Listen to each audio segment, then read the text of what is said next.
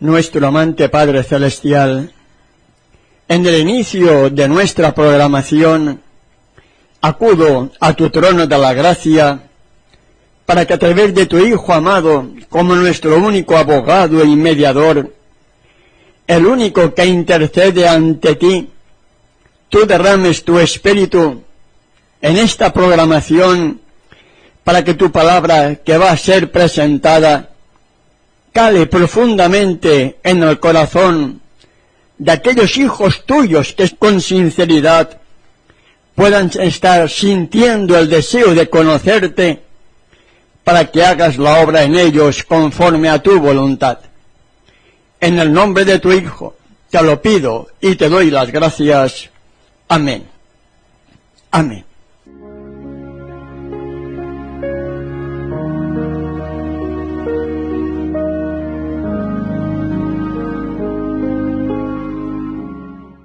De nuevo, mis amados hermanos y hermanas, esta mediodía estuvimos analizando los consejos que hallamos en esa segunda carta del apóstol Saúl Pablo, en su carta a Timoteo, en el capítulo 3, versos 16 y 17. ¿Lo recuerdan? En estos momentos, por la gracia de nuestro Padre Celestial, vamos a meditar un poco más acerca de esa palabra. Porque si no estudiamos el Viejo Testamento, nunca podremos saber quién fue el autor de esa palabra.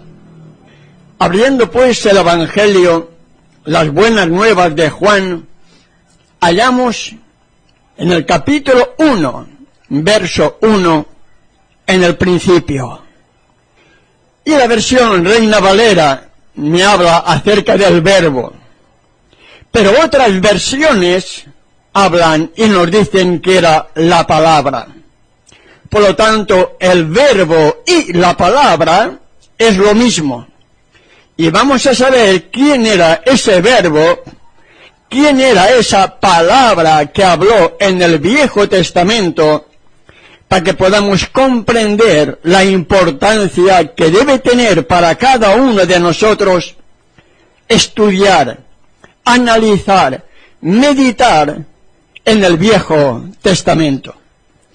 En estas buenas nuevas de Juan, en el capítulo 1, verso 1, nos dice lo siguiente: en el principio era el verbo, y el verbo era con Elohim, y el verbo era Elohim. Otras versiones de las 8 que tenemos en casa, y no presumo de tener 8 versiones, no, porque me cuesta también poderlas adquirir, pero del mismo modo que tenemos varias camisas o mudas de ropa, sería bueno también, si solamente hay una versión en casa de la Escritura, intentar también ir ampliando poco a poco para poder entender más el correcto significado de la Escritura. Otra de las versiones nos dice: en el principio era la palabra, y la palabra era con Elohim, y la palabra era Elohim. El verbo, la palabra, era en el principio con Elohim. Surge la pregunta: ¿quién era ese verbo? ¿Quién fue esa palabra que habló desde la misma entrada del pecado con el pecador? ¿Quién pudo ser ese verbo? ¿Quién pudo ser esa palabra? Para que podamos llegar a entender quién fue el que habló con todos los profetas de la antigüedad en el Viejo Testamento.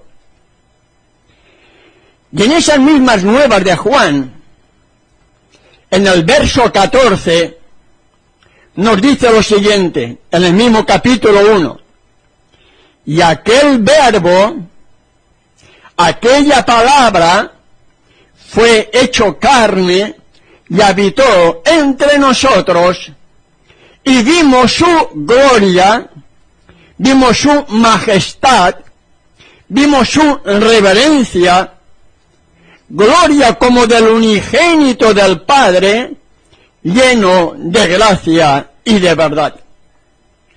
Aquí el discípulo amado nos está ya clarificando un poco más quién era aquel verbo, quién era aquella palabra que posteriormente fue hecho carne.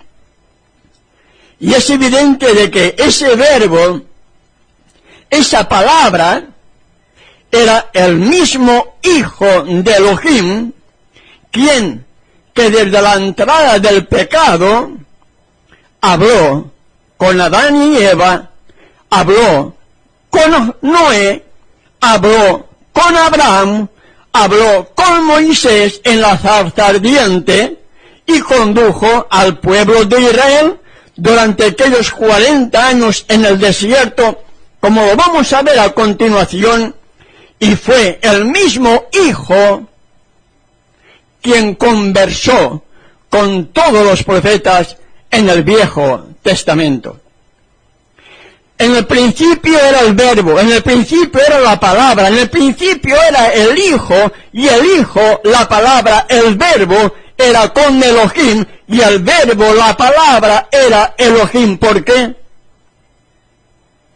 Porque siendo dos, eran uno.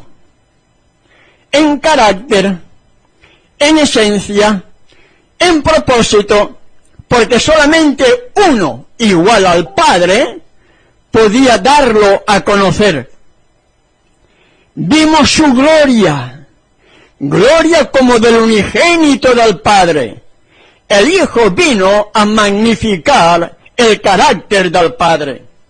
Por lo tanto, los apóstoles, cuando veían al Hijo, estaban contemplando también, aunque eran dos personas diferentes, el Padre y el Hijo, estaban contemplando a través del Hijo el carácter del Padre. ¿Por qué? Porque el mismo Juan así nos los indica en el verso 18. En esas mismas nuevas de Juan, capítulo 1, verso 18, nos dice: a Elohim nadie le vio jamás. Si al Padre Celestial, al Todopoderoso, nadie le ha visto jamás, ¿quién conversó con Abraham? ¿Quién conversó con Moisés en la zarza? ¿Quién conversó posteriormente con el mismo Moisés en el santuario terrenal? ¿Quién conversó posteriormente con todos los profetas del Viejo Testamento? El Verbo, la palabra, el Hijo. Porque Juan nos dice: a Elohim nadie le vio jamás. El unigénito Hijo que está en el seno del Padre, Él le ha dado a conocer. Y podíamos estar viendo en las cartas de Pablo cómo él manifiesta y confirma lo mismo que dice el apóstol Juan, que a Elohim, al Padre, nadie le ha visto jamás. Y que el mismo Hijo era la misma imagen que el Padre. Si era la misma imagen del Padre, era porque siendo el Hijo, era también Elohim, porque si no, nunca podría tener la misma imagen del Padre. Y esto es lo que a los judíos y a los hebraístas o mesiánicos les cuesta de entender y aceptar, de que el Hijo era la misma imagen del Padre, y si el Hijo era la misma imagen del Padre, era porque era Elohim igual que el Padre. ¿Entendemos, hermanos y hermanas? En el principio era el Verbo, la palabra, y esa palabra se hizo carne. ¿Quién es el que se hizo carne y habitó entre nosotros? ¿Quién fue? ¿El Padre o el Hijo? fue el Hijo, ¿verdad? Por lo tanto, en el Evangelio de Juan nos está dando a entender que el Verbo, la palabra, el Hijo, era en el principio con el Padre y era Elohim.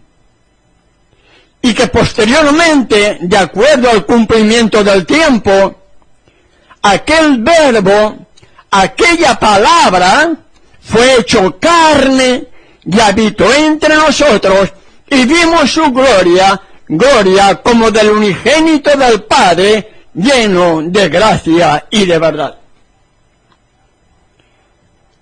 Y precisamente por no entender el Viejo Testamento, por no entender lo que los judíos de aquella época tenían, nos sigue diciendo la Escritura que a lo suyo vino y los suyos no le recibieron.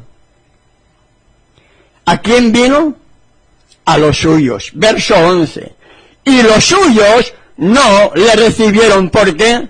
Porque no habían entendido el Viejo Testamento, que en el Viejo Testamento habla acerca del Hijo.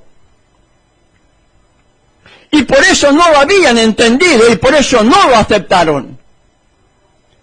Además de que ellos pensaron que el Mesías que iba a venir como un guerrero, como un rey, a destruir al Imperio Romano y que Israel y Jerusalén fuera el centro de dominio a nivel mundial. Cuando el Redentor del mundo lo que busca es tu corazón, mi corazón. Y Él no está buscando pancitos, hermano y hermana. Él no está buscando alabanzas. Él está buscando alabanzas, sí, pero de nuestro corazón totalmente convertido y entregado a Él. Él no busca gente hipócrita. Él busca personas que se hayan arrepentido y sientan deseos de permitir ser transformados a su imagen. Y por no conocer el Viejo Testamento, la gran mayoría desconoce la realidad de las cosas. Fue el Hijo quien desde la entrada del pecado habló con el pecador, porque al Padre, al Elohim Todopoderoso, nadie le vio jamás.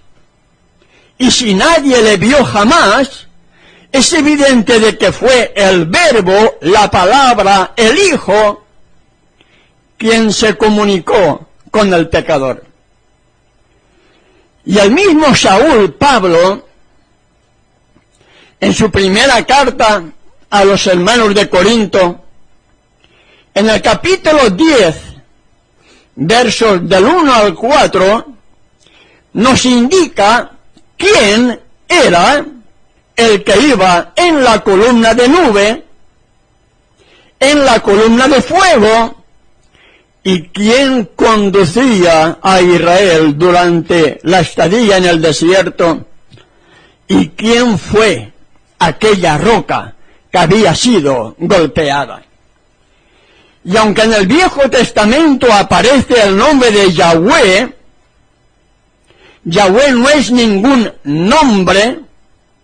Yahweh significa yo soy el que soy, yo seré el que seré, y el Yahweh del Viejo Testamento, quien habla fue el Hijo, que se presenta a Moisés con las palabras yo soy el que soy, yo seré el que seré, en idioma castellano, pero nunca como Jehová, porque Jehová no tiene nada que ver con yo soy el que soy o yo seré el que seré. No tiene nada que ver, hermano y hermana. Y sería bueno que pudiéramos estudiar la importancia del nombre para salir de los engaños católicos Y así como tenemos una versión católica Reina Valera 1960, debíamos tener otras versiones castellanas, pero de origen hebreo, castellanas, con una traducción mucho más pegada a la realidad que lamentablemente la que tienen la gran mayoría, que es Reina Valera, traducida por dos monjes católicos, y en la traducción allí va también la tradición de la Iglesia Católica Apostólica Romana. Y a pesar de que no lo queramos entender o aceptar, en la misma versión que yo tengo, los mismos editores dicen que en la primera revisión del año 1602 contiene numerosos cambios en el texto. Ahora yo pregunto, ¿qué es lo que no habrán hecho posteriormente con tantas versiones? ¿Qué es lo que no habrá hecho la mano humana para intentar cambiar alguna palabra y meterle la tradición humana, desvirtuando el fundamento de la fe y aportando con esas falsas versiones o traducciones engaños que luego cuesta mucho salir de ellos?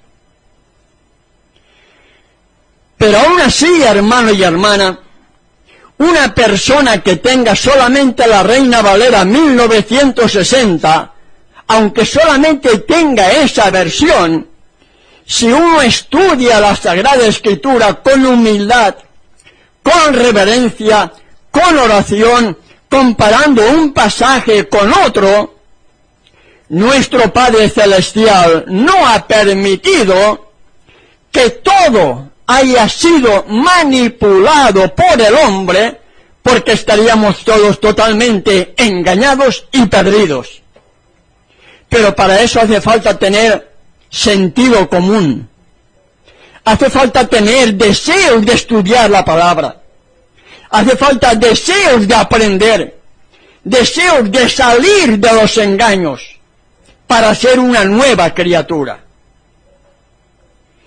Y repito, nuestro Padre Celestial viene a buscar a personas convertidas, a personas que le amen sinceramente. Él no viene a buscar a gente hipócrita como la parábola de las 10 vírgenes. Eran 10 vírgenes porque las 10 parecían que eran vírgenes puras, pero 5 no eran puras. 5 fingían ser, pero no lo eran. Algún día analizaremos esta parábola. Y es para la triste condición del tiempo del fin, es para ahora. Porque está después de Mateo capítulo 24, en el capítulo 25 de Mateo aparece la parábola de las 10 vírgenes. 5 prudentes, 5 insensatas, pero eran vírgenes. Aparentemente se veían bien, pero 5 de ellas no estaban convertidas.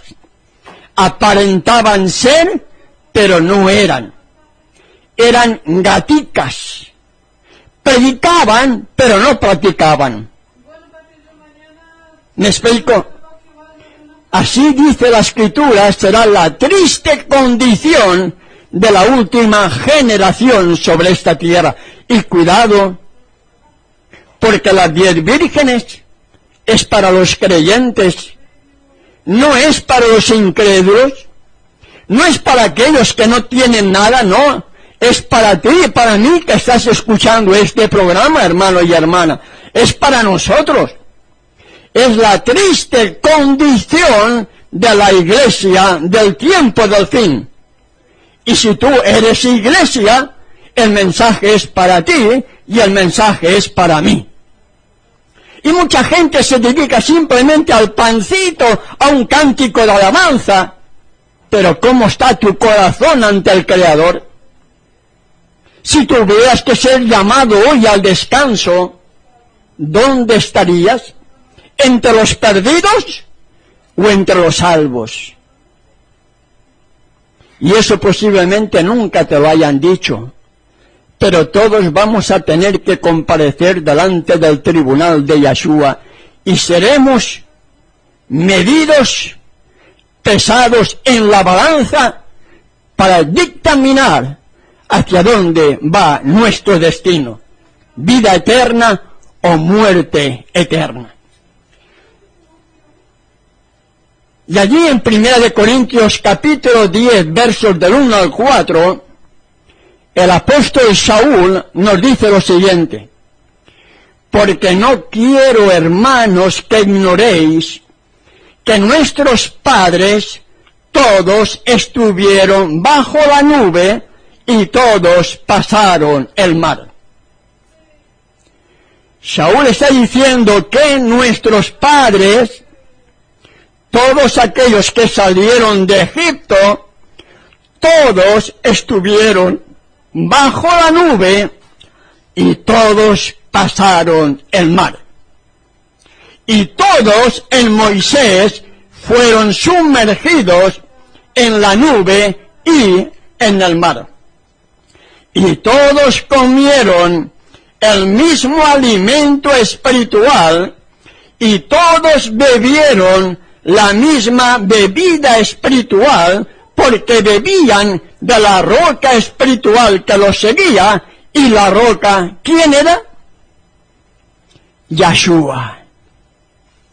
Por eso Moisés, cuando golpeó la roca por segunda vez, en lugar de hablarle, cometió un pecado de desobediencia, porque a la roca que simbolizaba Yahshua solamente se podía golpear una vez, porque Yahshua solamente murió una vez por tus pecados y por mis pecados.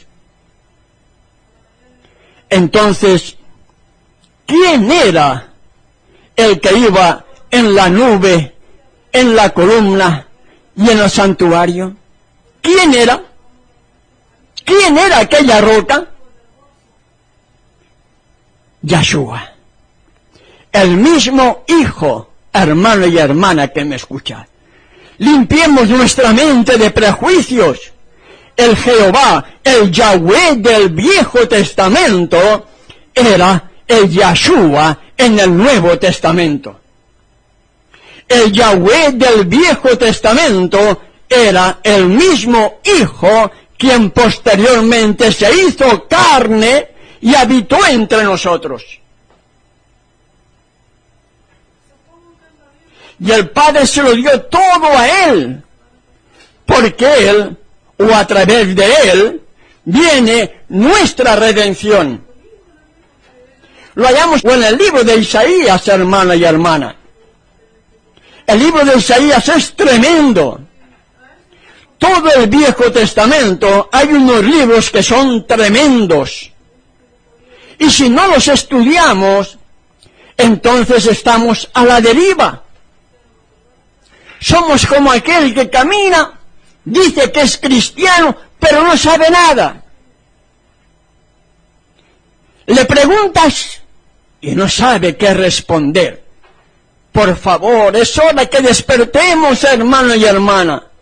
Si queremos estar junto con los redimidos, tenemos que despertar de nuestra somnolencia espiritual. Y si no sentimos ganas de orar, tenemos que hacer un esfuerzo para orar. Y tenemos que perseverar en la oración. Y tenemos que perseverar en el estudio de su palabra. Para que finalmente el verdadero espíritu rompa, destruya esa cadena que nos impide, por causa del pecado, por estar bajo las garras de Satanás, nos libere para poder sentir deseos de orar y poder sentir deseos de estudiar la Sagrada Escritura. Pero si tú no haces nada, recuerda, nunca conseguirás nada. Si tú no das el primer paso, nunca vas a conseguir nada. Porque si esperas a que todo te lo den, vas a estar muriéndote esperando algo que nunca recibirás cuando tenías el 99.9% de posibilidades de tenerlo si hubieras dado el primer paso para intentar hacer lo que sabes que debes de hacer. Pero estos mensajes son impopulares, yo lo sé, hermano y hermana. Pero afortunadamente son pocos, pero ahí están. La hermana María, muchas gracias hermana María por sus palabras. Hay algunos que antes me decían, hermano, estoy contigo, pero han pasado 2 meses que ya ni siquiera ni hola. Les mandas un mensaje, sí, muy bien hermano, pero nada más. Antes se decían, estoy estudiando la Escritura, quiero conocer la verdad, no quiero seguir estando engañado. Ya no te dicen nada, hermano y hermana. Eso quiere decir que el mensaje duele. ¿Pero por qué duele? Porque Satanás no quiere que ni tú ni yo nos salvemos. ¿Y sabes por qué? ¿Sabes por qué Satanás no quiere que ni tú ni yo nos salvemos? Te lo voy a explicar. Y espero me pueda dar a entender. Para poder entender esto, yo debo de entender la enseñanza del santuario. Y debo entender que en el día del juicio, en el día del perdón, en el día del Yom Kippur, el 10º día del 7º mes del calendario lunar del Creador, septiembre o octubre, el pueblo de Israel celebraba esa fecha en la que el sumo sacerdote entraba, después de haber hecho el sacrificio por él, por su familia y por todo el pueblo, entraba al lugar santísimo del santuario terrenal, donde estaba la Shekinah, la presencia de Yahweh allí, y él entraba para interceder por los pecados cometidos durante todo el año por el pueblo de Israel por hierro, por ignorancia, por error.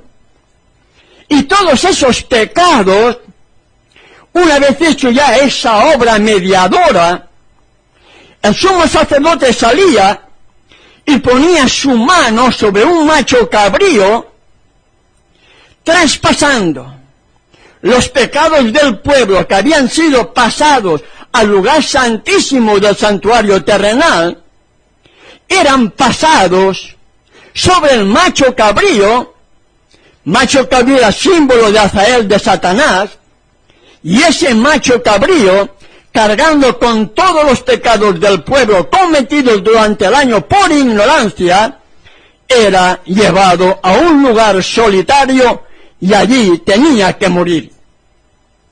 Cuando yo entiendo esto, entiendo y enseño que todos mis pecados que yo he cometido, y han sido miles de pecados, si me salvo, todos esos pecados que yo cometí van a recaer sobre ese macho cabrío, sobre Satanás. Y Satanás no desea cargar con mis pecados. Satanás quiere que yo me pierda. Y Satanás quiere que tú te pierdas y que tú pagues con tu pecado o con tus pecados la sentencia que recaiga sobre ti. Por eso Satanás no desea que ni tú ni yo nos salvemos y nos pone tantas dificultades para poder entender la palabra con la única finalidad de que nos perdamos. Ese es el plan de Satanás, hermano y hermana. Ese es el plan de Satanás. Y él sabe que si nosotros nos salvamos, nuestros pecados van a recaer sobre él, porque así figuraba, de acuerdo al ritual simbólico, la enseñanza del santuario terrenal en el Yom Kippur, en el día del perdón, en el día del juicio. Entonces, ¿Por qué te extrañas con tantas dificultades? Yo me alegro, hermano, cuando tengo dificultades. Yo me alegro cuando soy tentado. ¿Por qué? Porque veo que Satanás quiere tentarme para que yo caiga. Pero cuando le preguntas a un cristiano, ¿cómo estás? Bien, hermano, bien, no tengo ningún problema. Uy, madre mía, no tengo ningún problema, claro. Si no sabe discernir entre una cosa y la otra, para él todo está bien, porque no ha entendido el plan de la salvación. Entendemos, hermano y hermana. Satanás no desea que ni tú ni yo nos salvemos.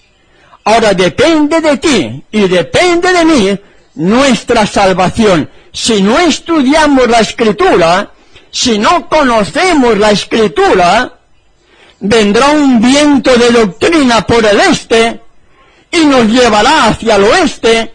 Vendrá otro viento de doctrina por el oeste y nos llevará hacia el este. Vendrá del norte y nos llevará hacia otro lado. Y así anda la mayoría yendo de deriva en deriva, buscando y buscando y buscando, y nunca hallan cuando tienen la oportunidad de buscar y de hallar, pero no lo hacen, porque no quieren tampoco sacrificarse. Aquel que conducía al pueblo de Israel, aquel que iba en la columna y en la nube, era Yahshua. Yo puedo decir que fue el mismo Yahshua que envió la ley en el monte del Sinaí, porque el Padre, si hubiera manifestado su gloria, el pueblo de Israel hubiera quedado fulminado en el monte del Sinaí. Y así todo, la gloria del Hijo hizo temblar aquellos casi 3 millones de personas que en la ladera del monte estaban escuchando aquellas 10 palabras que sacudían el monte, hizo temblar el monte y el pueblo estaba totalmente atemorizado. Y como mencioné anteriormente, aprovechando estos minutos que me quedan todavía, en el libro de Isaías, en el capítulo 43, entendiendo que aquel verbo, aquella palabra era el Hijo, en Isaías capítulo 43, verso 3, lleva como título, Yahweh es el único Redentor. Y en el verso 3 leemos, porque yo, Yahweh, Elohim tuyo, el Santo de Israel. ¿Quién era el Santo de Israel? ¿El Padre o el Hijo? ¿Quién era el Santo de Israel? El Hijo. El Hijo, hermano y hermana, era el Hijo. El Santo de Israel siempre era el Hijo. Dice, porque yo, Yahweh, Elohim tuyo, el Santo de Israel, soy tu Salvador. ¿Quién es nuestro Salvador? El Hijo.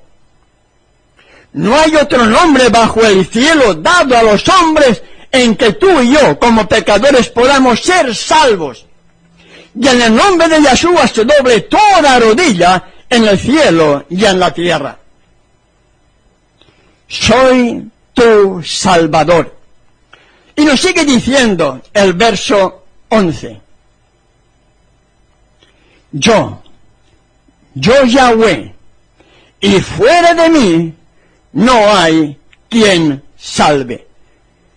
¿Fuera de quién no hay salvación? Fuera del Hijo. ¿Por qué? Porque el Hijo es nuestro abogado, el Hijo es nuestro mediador y el Hijo es nuestro juez. Todo depende de mi relación con el Hijo. Y mi relación con el Hijo es buena, el Hijo me conduce hasta el Padre. Y Él media ante el Padre por mí cuando yo le busco en oración, en súplica, pidiéndole perdón o pidiéndole poder para estudiar su palabra. Y fuera de mí no hay quien salve. Nos sigue diciendo el verso 12.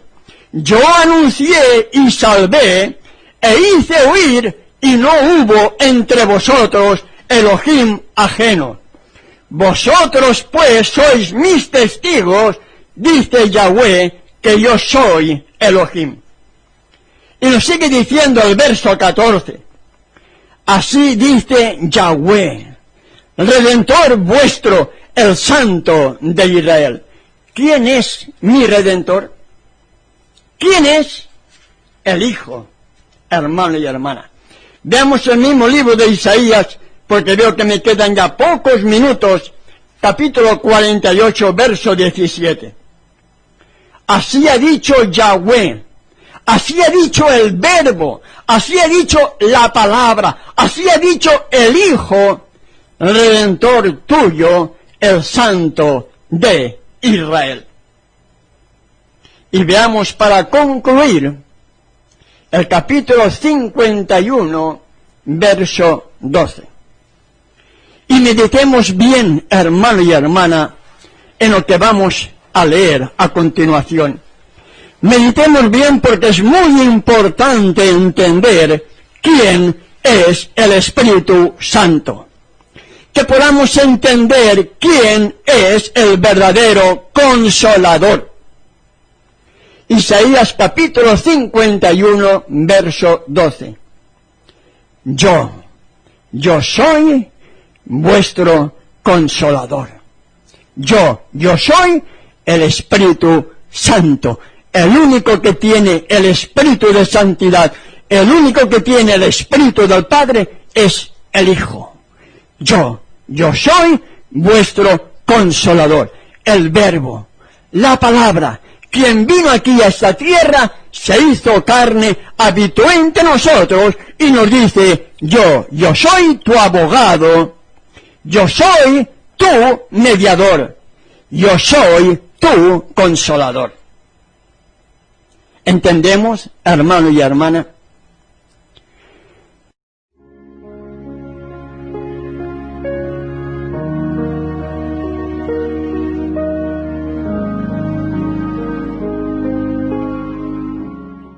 Gracias, Padre Celestial, porque en tu infinita misericordia me permite seguir desarrollando estas reflexiones que espero sean de bendición para cuantos sienten realmente el deseo de estudiar y meditar en tu palabra.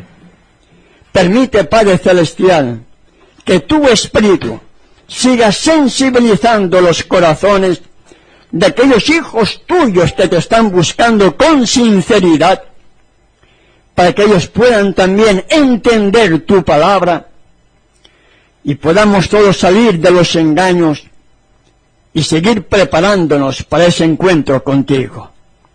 Y a todos aquellos que en estos momentos están en nuestra sintonía, sigue intentando quebrantar sus corazones, para que ellos puedan tener ese deseo de conocerte, que puedan sentir ese deseo de saber de ti, de postrarse ante tu divina presencia, para que a través de tu Hijo, nuestro único abogado y mediador, puedan ser presentadas nuestras peticiones ante tu trono de la gracia, y tú quebrantes los corazones de aquellos que te buscan para poder seguir preparándonos para ese encuentro contigo. En el nombre de tu amado Hijo, te lo pido y te doy las gracias. Amén. Amén.